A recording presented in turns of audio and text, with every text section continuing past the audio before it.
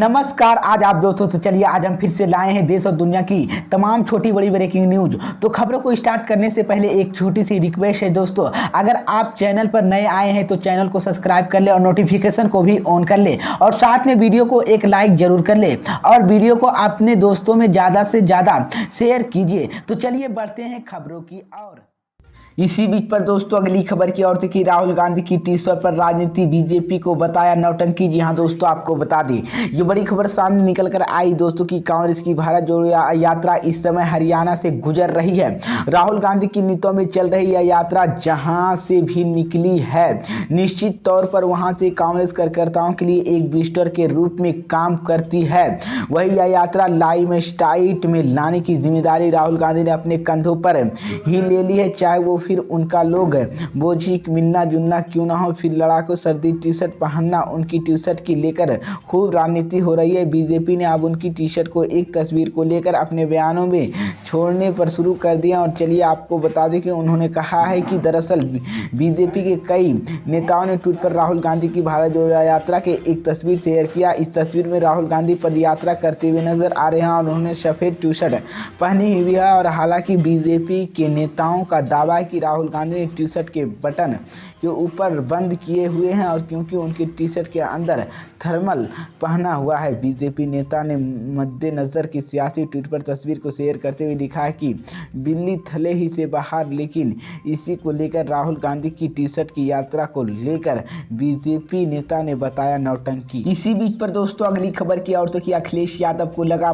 तगड़ा झटका। ओम प्रकाश राजभर का बड़ा दावा, सपा के बड़े नेता सुपा बसपा में होंगे शामिल। जी हाँ दोस्तों, आपको बता दें ये बड़ी खबर सामने निकल कर आई दोस्तों कि उत्तर प्रदेश में समाजवादी पार्टी के चीफ अखिलेश यादव और सुपा बसपा ओम प्रकाश राजभर के बीच तकरार कोई नई बात बन रही है। बीते दिनों सुपा बसपा ने अखिलेश यादव पर उनकी पार्टी तोड़ने का आरोप कई बार लगाया था, लेकिन अब उनको सब कुछ जवाब उसी तरह से देने की तैयारी कर ली है। ओम प्रकाश राजभर ने दावा करते हुए एक बड़ा बयान दिया है।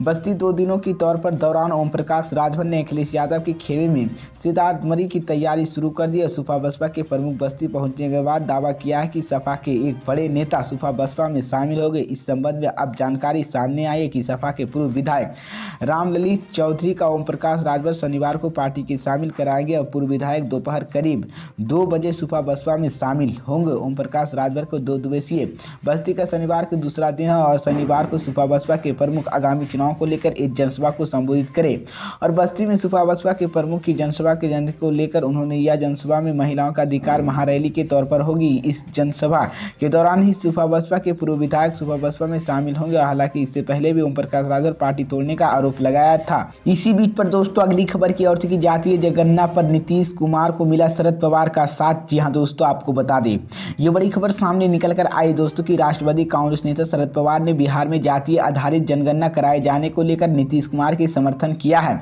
शरद पवार ने कहा है कि हम भी कई वर्षों से राज्य में जातीय आधारित जनगणना की मांग करते आ रहे हैं। एनसीपी नेता ने प्रेस कॉन्फ्रेंस के दौरान बातें कही है। बिहार सरकार के बीते साल 2 जून को राज्य में जातीय आधारित सर्वेक्षण की मंजूरी दी थी, लेकिन शनिवार 7 जनवरी को सर्वेक्षण शुरू हो गया है और 2 चरणों को किए जाने के इस सर्वे में जातीय आधारित जनसंख्या का पता लगाया जा रहा है। हालांकि इसे जातीय जनगणना नहीं कहा जा सकता, लेकिन यह साफ है कि जातीय संबंधित आंकड़े इकट्ठा किए जाएंगे। राज्य में 38 जिलों में होने वाले इस सर्वेक्षण की राज्य की 12.7 करोड़ जनसंख्या कवर होगी और 2 चरणों में होने वाले 31 मई को पूरा होगा। पहले चरण की घिरे गिनती होगी, जिसके बाद दूसरे चरण का, जिसमें से जाति संबंधी आंकड़े जुटाए जाएंगे।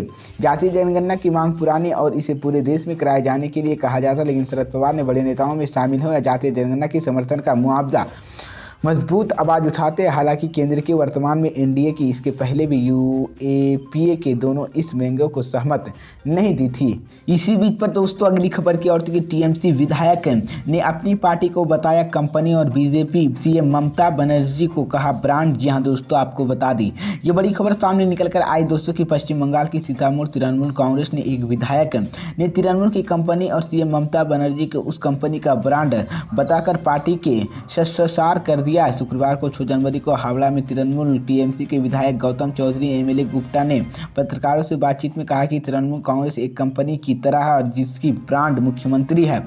इस बयान के बाद विधायक गौतम चौधरी ने अपनी ही पार्टी के नेताओं के निशाने पर आ गए हैं। बता दें कि गौतम चौधरी पश्चिम बंगाल राज्य की हावड़ा उत्तर निर्वाचन क्षेत्र तृणमूल कांग्रेस टीएमसी के विधायक है और तृणमूल कांग्रेस ने एक कंपनी बताने वाला उनका बयान विपक्ष नेता शुभेंदु अधिकारी सार्वजनिक रैली में कही गई बातों को मेला खाता है।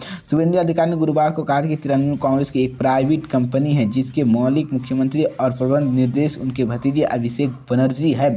तृणमूल कांग्रेस टीएमसी के विधायक गौतम चौधरी ने भी आज यानी कि शुक्रवार को लेकर बात करते हुए शुभेंदु जैसी टिप्पणी कर दी और हावड़ा में चौधरी ने कहा कि तृणमूल कांग्रेस एक कंपनी की तरह है जिसकी ब्रांड मुख्यमंत्री है। इसी बीच पर दोस्तों अगली खबर की ओर थी कि हिमाचल प्रदेश में 3 रुपया महंगा हुआ डीजल। जी हाँ दोस्तों, आपको बता दें ये बड़ी खबर सामने निकल कर आई दोस्तों कि हिमाचल प्रदेश में डीजल के दाम बढ़ाए गए हैं। सुखविंदर सरकार ने डीजल के दामों के वेट बढ़ा दिया है। हिमाचल प्रदेश के सुखविंदर सरकार ने डीजल के पर 3 रुपये वेट बढ़ाए हैं, जिसके बाद अब 83.2 रुपये प्रति लीटर का बढ़कर कीमत 86.5 रुपये प्रति लीटर हो गया है। वहीं पेट्रोल 55 रुपये की सस्ता होकर 95.7 पर बिक रहा है। महाराष्ट्र के केरल, आंध्र प्रदेश, छत्तीसगढ़, राजस्थान व उत्तराखंड ऐसे कई जगह ईंधन सस्ता हुए हैं। इसके साथ ही पश्चिम बंगाल पेट्रोल 44 रुपये बढ़कर 107.51 रुपये की, डीजल 41 से बढ़कर 94 रुपये प्रति लीटर पर बिक रहा है। उत्तर प्रदेश, झारखंड, जम्मू कश्मीर व गोवा पेट्रोल डीजल की महंगा हुआ है और सुबह 6 बजे पर दिन पेट्रोल की डीजल की कीमतों की बदलाव होता हुआ नजर नए रेट की जारी कर दिए जाते हैं और पेट्रोल व डीजल के दाम पर एक्साइज से ड्यूटी, डीलर कमीशन व के अन्य चीज़ों जोड़ने के बाद इसकी कीमत मूल्य भाग लगभग दोगुना हो जाती है। यही कारण यह पेट्रोल डीजल की इतना महंगा खरीदना पड़ता है। भारत में तेल कंपनियों पर हर दिन पेट्रोल डीजल के नए भाव सुबह 6 बजे जारी कर दिए जाते हैं।